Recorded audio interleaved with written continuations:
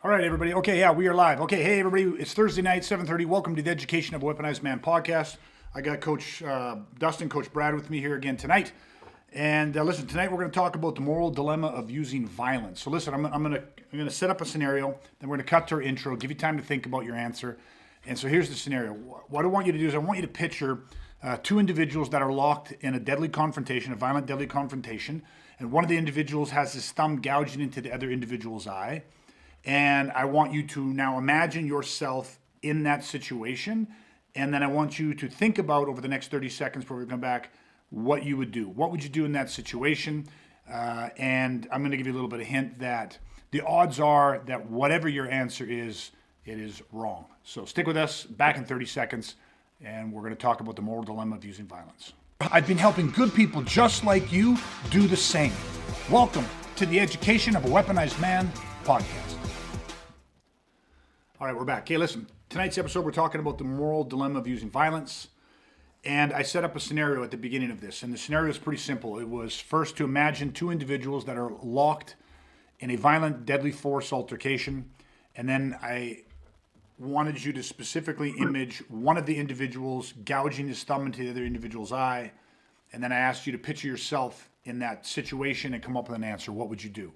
Now, obviously, I'm not going to ask Brad and Dustin what their answers would be because I know what your answers are going to be, even though we haven't talked about this beforehand.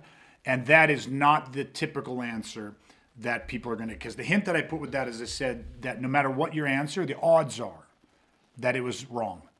And why is this? Because if I ask every single individual at the beginning of one of our training programs, our Weaponized 16, where they're coming in and want to go from zero to formidable, want to understand how to weaponize against violence, if you ask them that, almost nobody pictures themselves as the one doing the gouging.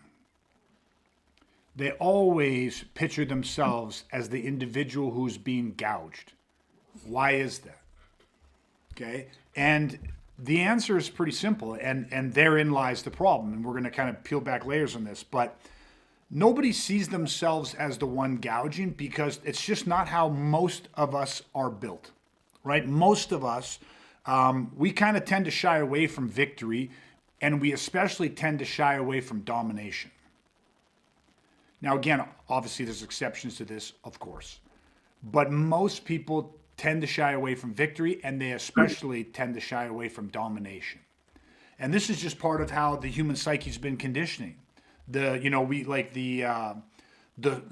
social contract that is not one that encourages a human being to dominate another human being. Matter of fact, I don't want to go off on too big of a tangent here, and I'd like maybe you guys want to throw in a few of your favorite social conditioning rules that have, or paradigms that have been imposed on us. But from a very young age, you're told not to hit. You're told thou shalt not kill is one of the 10 commandments. Religious or not, almost every single person in the world has heard that, thou shalt not kill, which really, improper translation is thou shalt not murder is the true translation. It's closer to thou shalt not murder. But you get it. Why do most human beings shy away from victory, and why do they especially shy away from domination?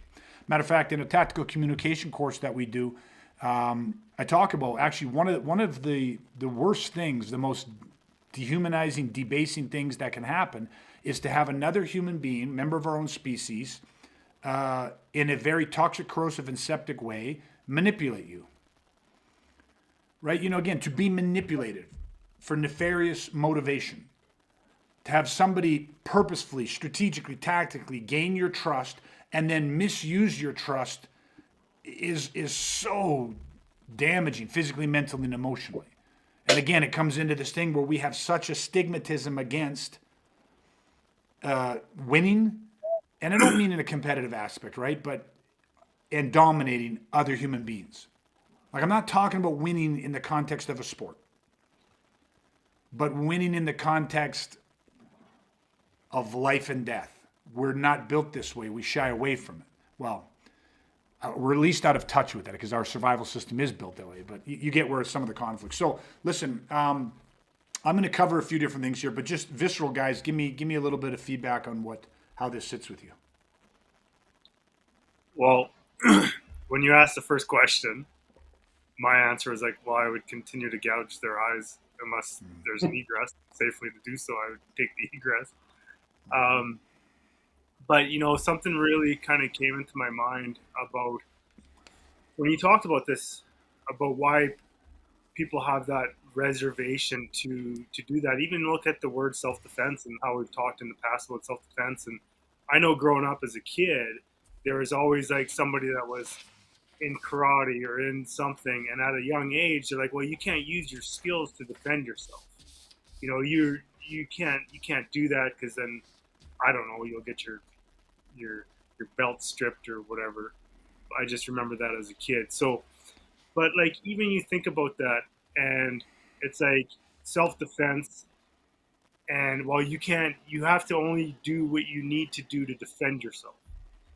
And it's like, but if you need to use lethal force to defend yourself, then that should be okay. But for some reason, it's like, no, you should have, just because you're skilled, you should be able to, hold somebody down in an armbar and negotiate the safety of everybody. Do you know what I mean? Like, so there's this conflict of people, especially in that realm, where it's like, well, no, you train, so you shouldn't have to use violence.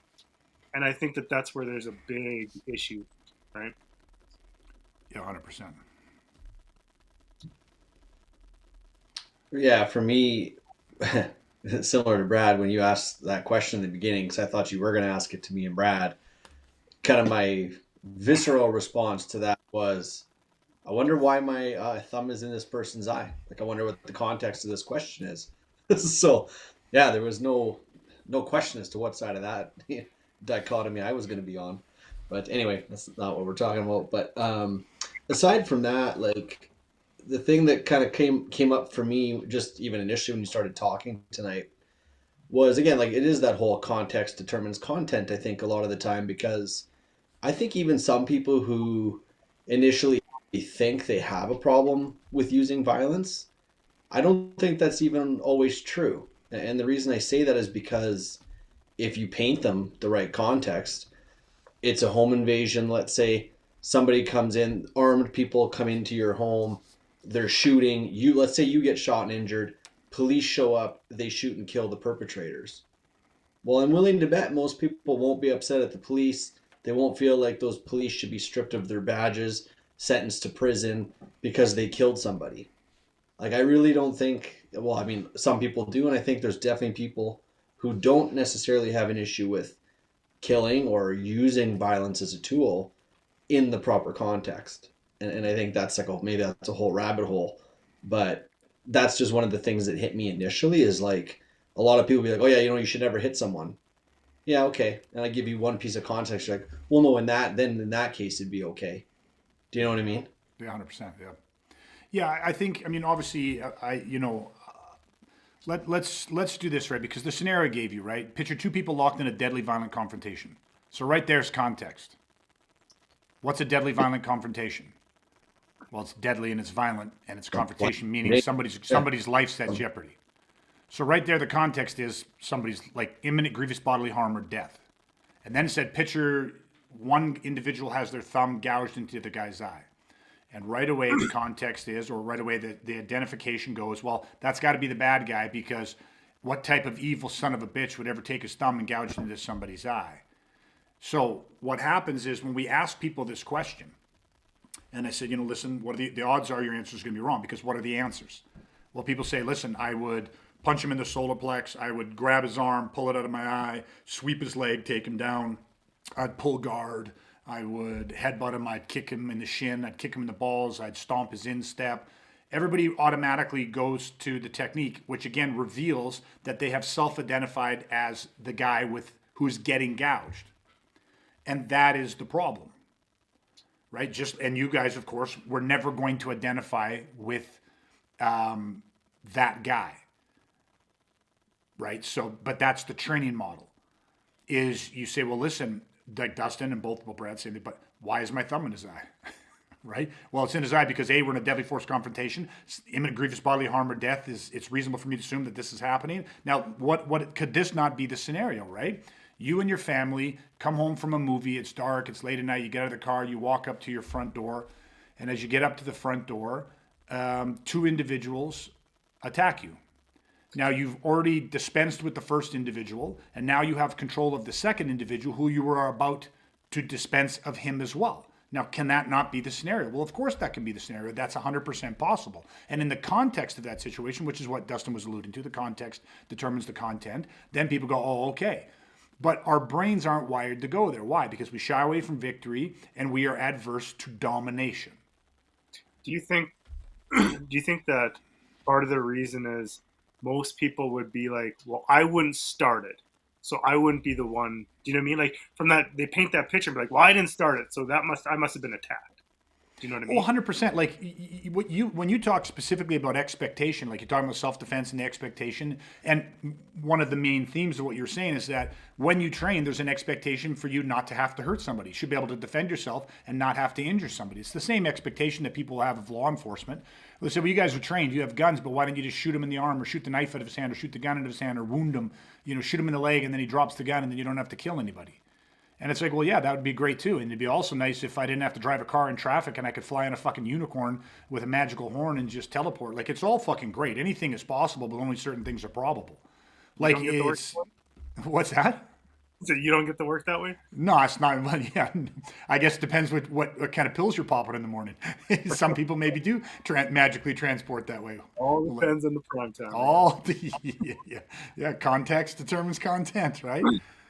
So we have this thing where we absolutely shy away from this, and there are these unrealistic expectations that are placed onto, or projected onto the term self-defense and training and all that type of stuff. So people absolutely, when they are painted a picture of a scenario of two individuals locked in a deadly force confrontation, one with his thumb in the eye, people go, oh, well, that's the justification. Well, geez, what would I do?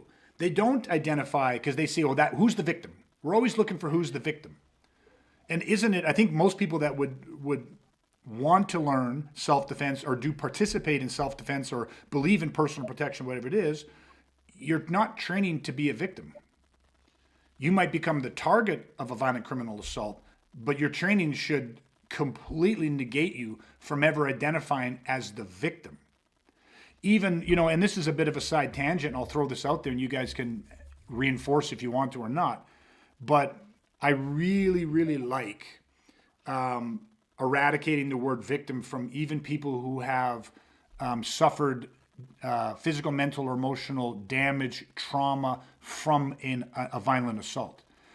If somebody assaults me and they end up putting me in the hospital, maybe they cause some permanent injury, or I then have to go through counseling and for trauma relief and all this different type of stuff, I'm not the victim. Right? I was the target of, and then I was either hurt or injured as a result of being the target. But a victim implies that they have beaten or broken you. And I freely say that when I was the victim of a violent assault, 20-something years ago, almost 30 years ago, I used the word victim as a descriptor of myself, because at that time, they did break me. They broke me. Like, not only did they fuck me up physically, beat me, I was unrecognizable. No short-term memory, over a year for the physical injuries to heal, but the mental and emotional trauma was life-altering. It was toxic. But I said that, like, I did not understand violence. I didn't understand what I was going through. Like, I was the victim. They broke me. And part of my resolve coming out of that was I said never again. And I had no idea what a solution was, but I believed there had to be a solution to this. I had to figure out what the fuck happened to me. I had to change the direction and course of my life, all that kind of stuff. And so now today, I could suffer a similar attack with a similar physical outcome. The difference would be that just because my body may fall in combat, you cannot now break me mentally, emotionally, spiritually, because I understand it now. That kind of your fighting spirit, your fighting soul, the warrior in you becomes unconquerable. The physical is detached from that, because I can't be a victim, because that mindset, the training has inoculated me against slipping into the victim mindset, which is why the weaponizing process is so powerful in life. Then so many people nowadays in our society are just, the victim mindset is burning like a wildfire. Like, people are getting so much significance out of blaming everybody else, the victim mindset, being defensive, bunkering down, everybody else, blaming, waiting for Superman to come save him. It wasn't me, it's them, it's circumstances. It's a lot of fucking whining.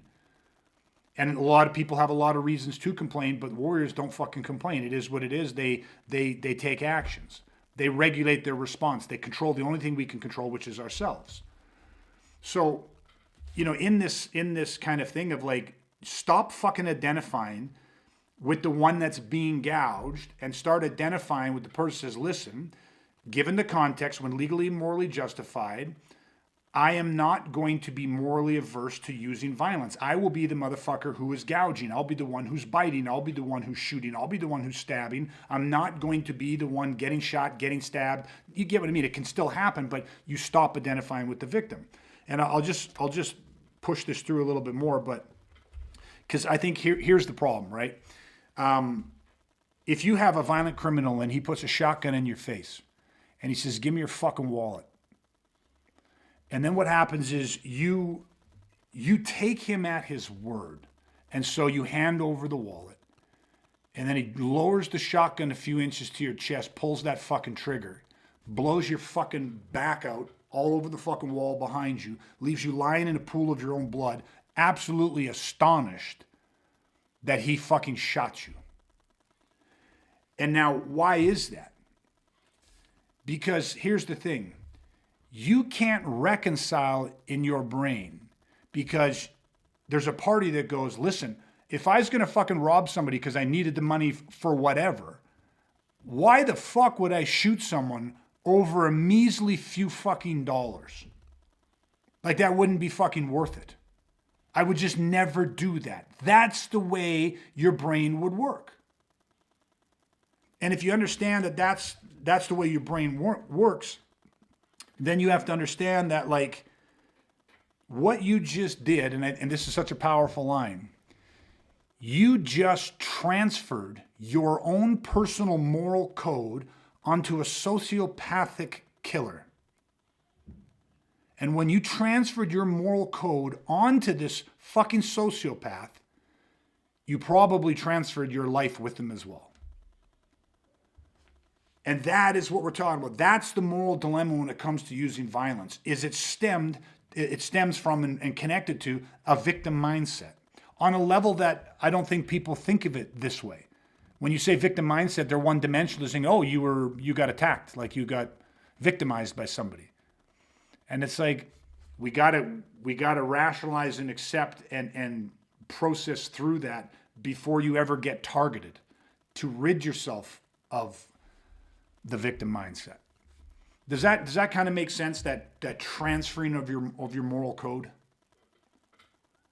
Oh, for sure. Like I totally right when you said it, I'm like, that's because for me, when you said that tied into asking the question about the moral ability to use violence. And I'm like, well, there isn't one. You know, for me, like I was saying about, like, there isn't one. But I'm like, now, like with people projecting their values onto somebody else, then I'm like, oh, okay, that's why there's that battle between the two, right? Well, you see if we go back to, that's why I started with the story. Picture two individuals locked in a violent confrontation, life or death confrontation. Now picture one person with their thumb gouging into the other person's eye. Right away, what prevents us from being the one that's gouging instead of the one being gouged is our own personal moral code. That's right. We don't self-identify as someone who'd walk around gouging somebody in the eyes. We don't self-identify as someone walking around and going, I'd fucking stab somebody, I'd shoot somebody, I'd choke someone unconscious, I'd pick up a rock and beat him to death if I had to. We do not, our moral code is preventing us from ever seeing ourselves in that context. And then what Dustin spoke to, which is, all of a sudden, you sharpen the context. Yeah. And say, imagine, just like we said, you come home, you and your family, young kids, and 3-4 guys jump out and try to rush you into the house, and, you know, all of a sudden it's a whole different fucking situation.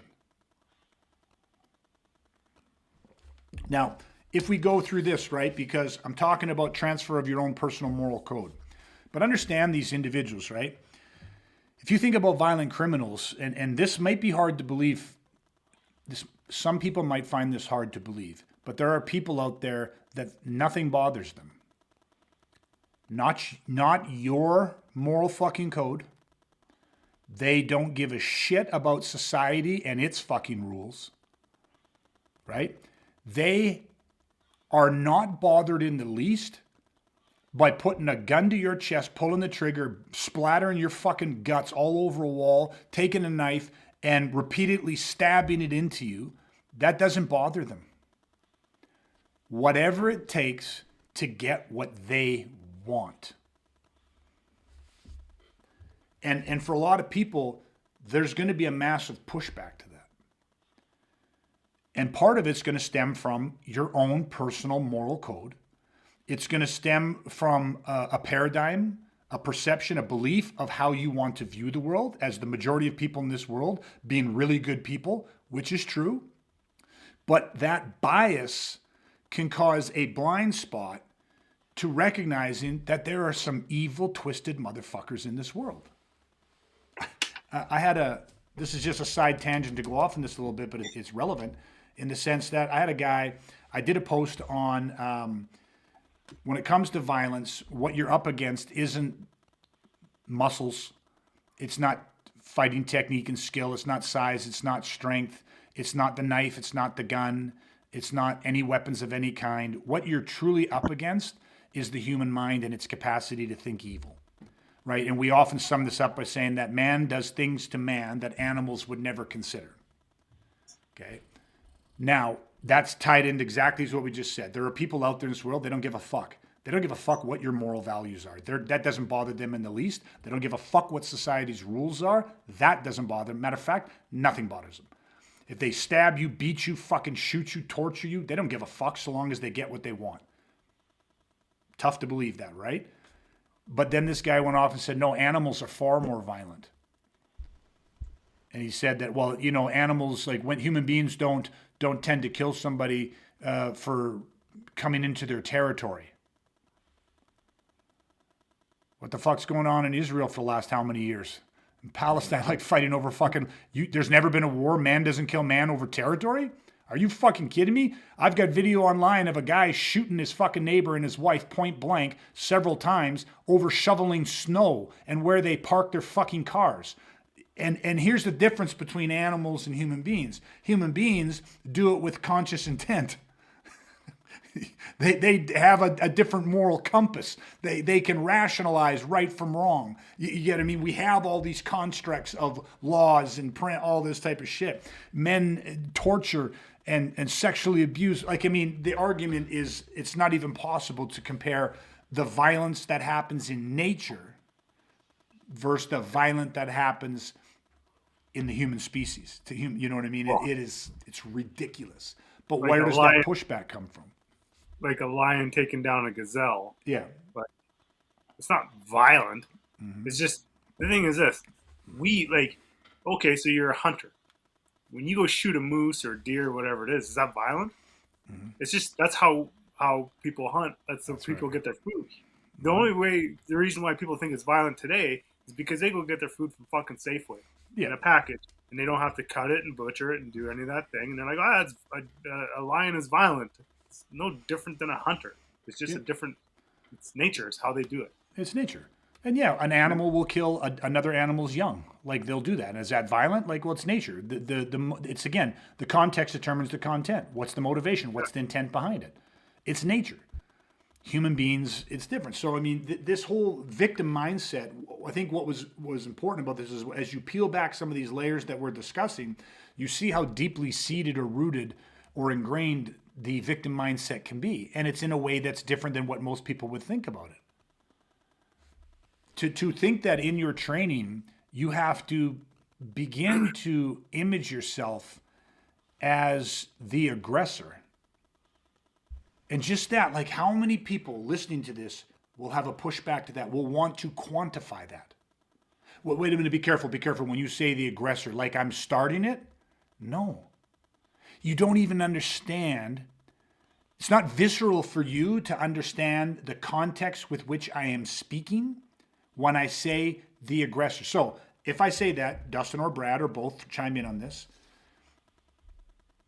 You need to be the aggressor in a violent confrontation. Even that already, a lot of people are going, okay, I get it. No, you don't get it. Why do you need to be the aggressor? What's the context of why do you have to start seeing yourself as the aggressor? Why is that important? Because you need to take action, right? There's action and there's reaction, and reaction will always be slower. So you have to be the one to pull order in the chaos. That's who survives, right? So you have to be the aggressor. You have to take charge. You can't, like you said, you can't rely on them and hope that they have a similar moral code that you have, right? Like, because they probably don't. Yeah. Yeah. And Well- sorry, and Brad, you can jump in at that if you want to too. I was just going to Yeah. say, because this is an important question, sorry, just one statement. When's the last time any of us committed a violent robbery? When's the last time you put a shotgun in a man's face to rob him of his money? So you see where the context that we go, listen, who would shoot somebody over a few lousy dollars? You got a shotgun in my face. You want my wallet. Here's my fucking wallet. Take it. Like take all the fucking money. I got it. I don't care if I had $10,000 in there. Fucking take it. And then the guy pulls the trigger. And in your mind, you're like, why the fuck would you do that?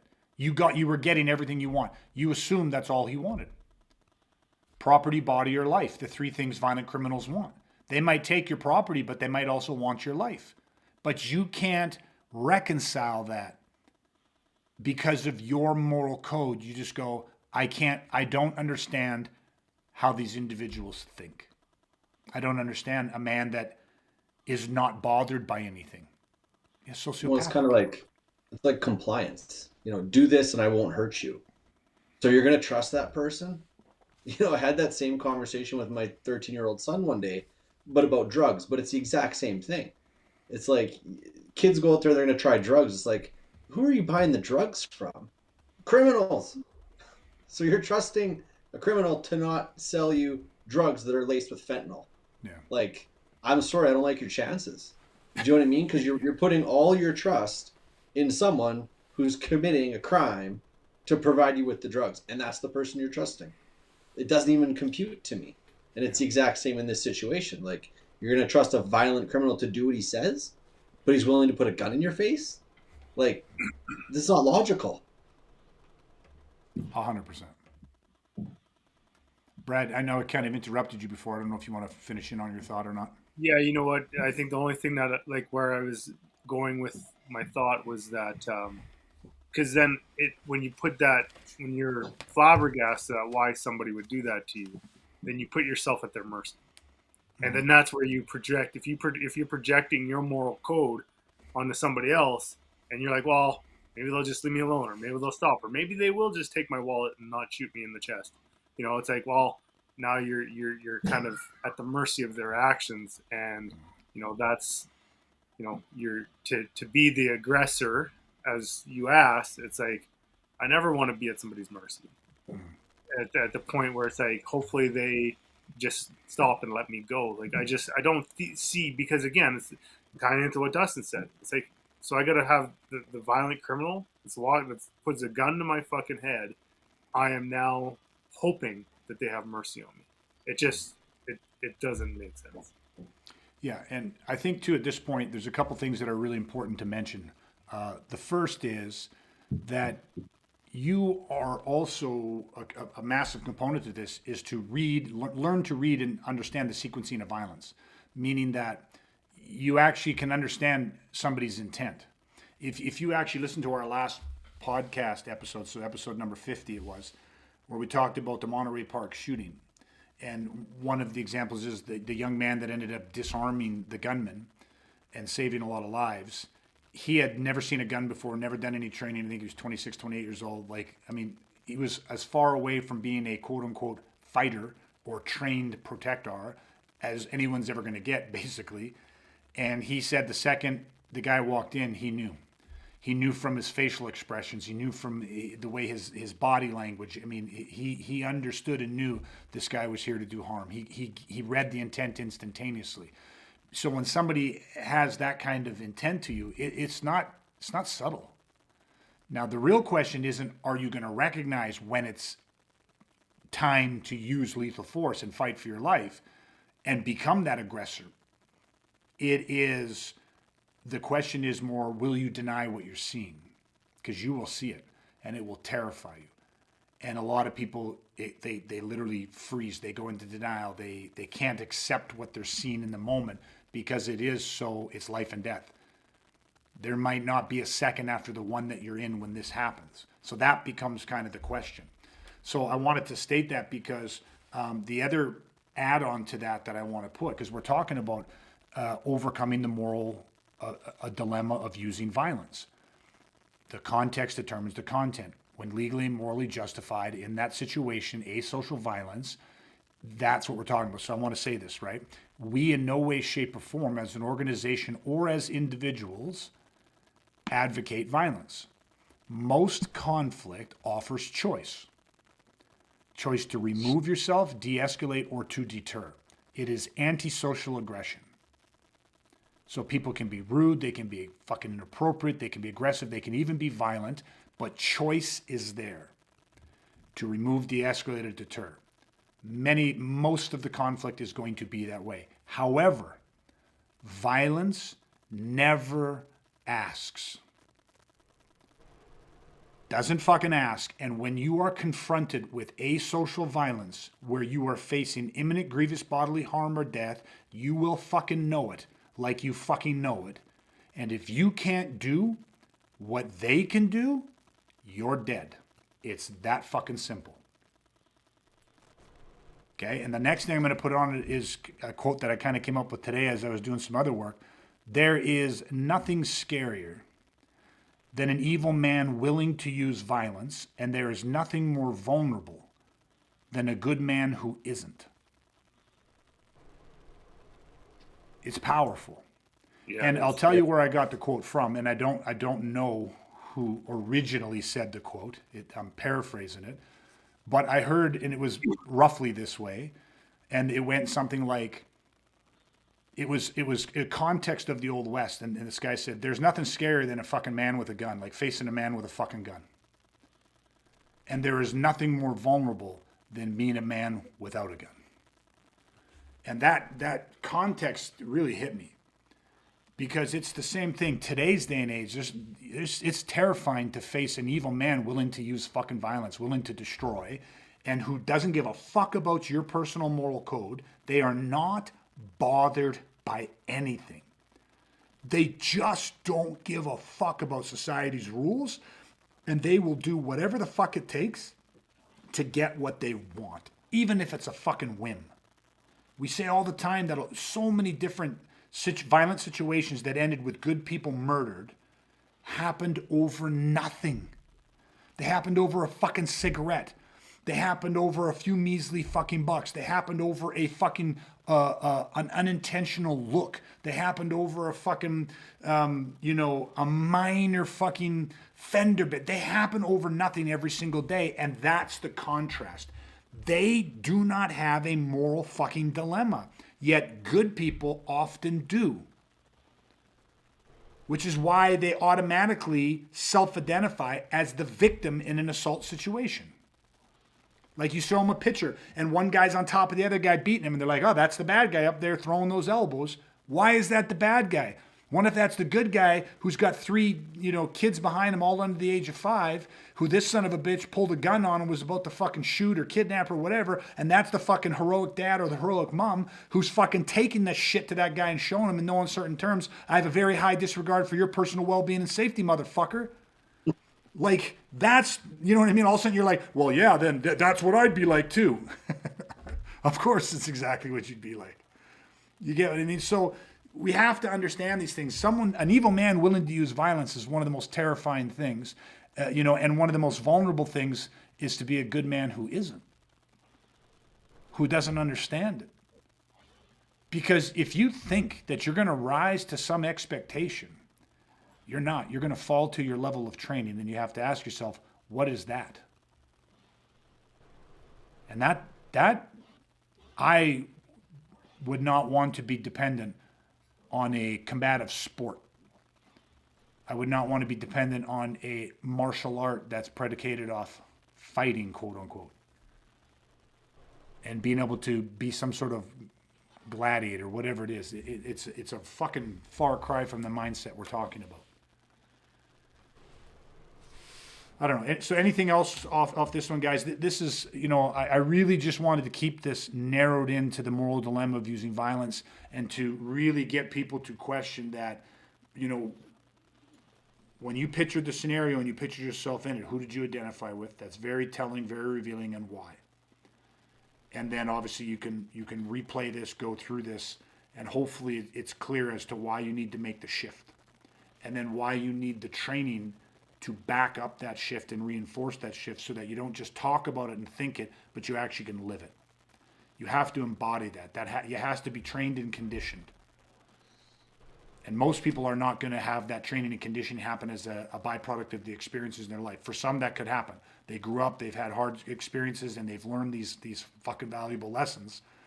Or, they've learned them through special operations, being a part of special operations. But somewhere, somehow, you have to have been trained and conditioned to understand this and to adopt this. And that's a massive part of what we do in the weaponizing process. So, I don't know. Any final thoughts on this for either you? Yeah, I think just one thing I'd add kind of made me think about it when you're talking about our moral compass and, having the choice most likely to, either deter, remove, or de-escalate. Yeah. But is it Tim Larkin? Yeah. Where the quote where he's like, violence isn't always the answer, but when it is, it's the only answer. Yep. It just kind of resonates with me for sure on that one because it's in line with that. It's like if you have no violence doesn't ask, and so it's like when it's necessary to use violence, it's because it's the only answer. And I just want to share that because I think it was a good fit in. 100%. Yeah. I guess two quick things. You already said this, Greg, but just to kind of reiterate it for people, it's like don't confuse anything about what we're saying, especially tonight, with ego, because it couldn't be any further from what we're talking about. And I think again that's where some people get confused. They put on there's blinders there, and they sometimes have trouble seeing or hearing what we're actually saying. And I think it's just important for people to understand that this has absolutely nothing to do with ego. Like you said earlier, ego comes up for people in antisocial aggression, but this is asocial violence. It's two very different things. So I think that's just important for people to be aware of, is we're not talking from a place of ego, obviously. The other thing was from earlier, just when you were talking about the idea of, using the term victim and how much you don't like it. And I couldn't agree more with you. And the thing that hit me in that moment was like, labels just create limitations. And that goes for every label and anything. And then I think I agree with you. It's such a dangerous thing, because the second you label someone as a victim, you're just putting all these limitations on them for recovery, for understanding what happened, for understanding their ability to heal. So yeah, I couldn't agree more that a label is a horrible, horrible thing. Yeah, 100%. And just real quick, because Brad, you mentioned Tim Larkin. And that I love his quote. Obviously, the one about violence isn't always the answer when it is its only answer. But I just wanted to mention too that Tim Larkin also he what we're talking about is a drill that he has every single one of his clients go through. He has them spend like a week looking at different articles or different clips on violence, and when they're typically they're writing about these evil people and they've done these evil things and stuff, and he gets people to identify and flip it and see themselves. Okay, this guy used a knife to murder these people, but how would I use the knife to defend against that guy that was willing to use the knife to murder? So he does this as a drill as well to override and overcome that moral dilemma of using violence. And yet the safety switch is still there, like Dustin's alluding to, about the fact that this is not coming from a place of ego. This is not coming from a place of bravado. This is also deeply connected to and intricately connected to the legal use of force, like understanding the sequencing of violence and the lawful use of lethal force here in Canada or in whatever country you're from. All of that is integrated into this. So we are talking about those very specific moments where the light is green. It's not red, it's not yellow, it's fucking green. It's imminent grievous bodily harm or death. and you're more than justified in doing this. And a matter of fact, if you don't do this, then you are, again, in some way, shape, or form, projecting your own moral code. You are transferring your own moral code onto this sociopathic killer, and most likely your life along with it. And that's what we want to prevent. And it is hard. It's a hard conversation. It's a hard place to go to in your mind to really understand that there are people like this, and therefore there are situations like this where this is what is demanded of you. And but it exists, and that's why the training has to prepare us for that. And at the same time, it does not. I find that it actually makes a more peaceful person. It's like the warrior who's prepared for war has no trouble accepting peace and living peacefully, and wants that because they understand the realities of war, and it's not pleasant. And real warriors don't want war. They're just prepared for when war comes. So I think we'll leave it at that for tonight, guys. Anyways, thank you, everybody. We appreciate you again, time checking out the podcast. Please, as always, help us grow and spread our message. Our goal is to help the world weaponize, become a safer place for good family men and women who have people in their lives that are worth protecting, and really feel the responsibility to be that individual. We're not dependent on police. We're not sitting back waiting for Superman to come. We live our lives peacefully, but if and when those dark moments find us, we want to be life-saving forces in those dark moments for ourselves, our families, as well as other innocent people. And the only way we reach more people is by good people like you who take the time to listen, to share, to comment, to forward this on, to get in wherever you listen to your podcast. Leave us a review. If you feel we're worth it, 5 stars, it helps. That's how other people find us. There's nothing more powerful than the voice of other human beings. It beats every single other thing that we could possibly do to market this, so it means the world for us. Follow us on YouTube, follow us on Facebook and Instagram. We are always trying to deliver a ton of free content, again, to help educate you to become safer in this world. So that is how you can support us. We appreciate it. And that is everything. So thank you, Dustin. Thank you, Brad, for investing your time. It's the greatest gift. You never get it back. Never know how much of it we have. So deeply appreciate that. Thank you guys for listening and supporting, and stay safe, stay weaponized. And we're going to chat again soon, everybody. Good night.